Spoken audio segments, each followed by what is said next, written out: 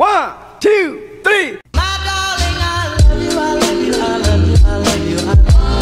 Perkenalkan, nama saya Siti Nurhadijah Lailatul Fajriyah dari PGMI 5A.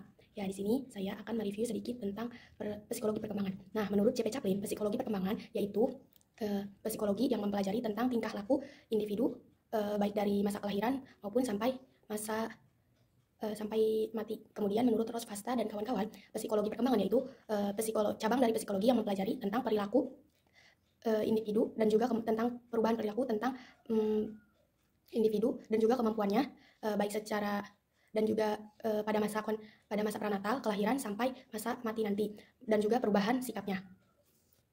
Yaitu yang kedua ada mengidentifikasikan faktor penyebab perubahan perilaku anak dan dari satu pertumbuhan ke pertumbuhan yang lainnya.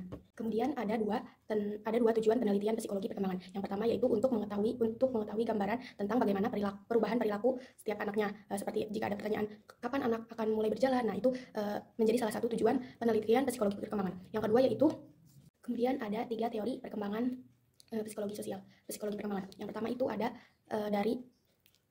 ada pendekatan kognitif. Nah, dalam pendekatan kognitif ini ada 3 model. Yang pertama ada dari model Piaget, kedua ada dari model pemrosesan informasi, dan yang ketiga ada dari model kognisi sosial. Kemudian yang kedua ada pendekatan lingkungan, dan yang ketiga ada pendekatan etologi.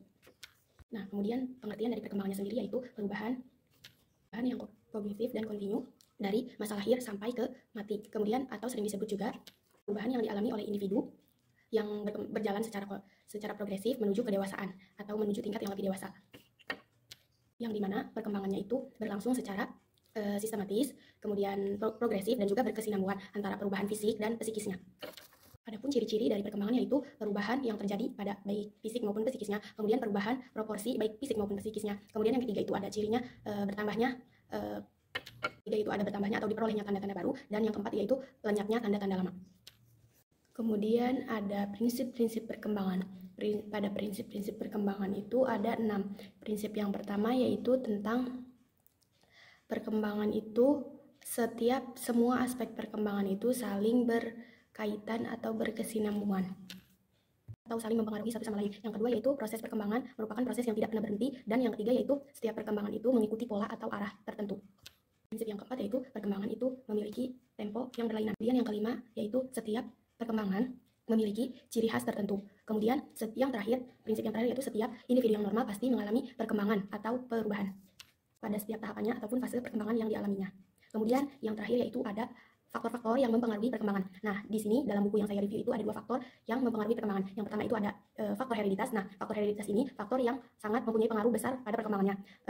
Hereditas itu artinya keturunan. Jadi semisal dari keluarganya baik ibu atau bapaknya ada kekurangan atau apapun, ada sakit atau riwayat sakit apapun, itu dapat menurunkan riwayat sakit itu kepada keturunannya nanti. Nah, makanya hereditas ini menjadi faktor yang paling besar dialami anak pada perkembangannya. Kemudian yang kedua itu ada faktor lingkungannya. Nah, faktor lingkungannya di sini baik dari lingkungan keluarga, lingkungan sekolah maupun lingkungan masyarakatnya sendiri. Baik, mungkin cukup sekian dari saya, kurang lebihnya mohon dimaafkan. Wabillahi taufiq wal hidayah. Wassalamualaikum warahmatullahi wabarakatuh.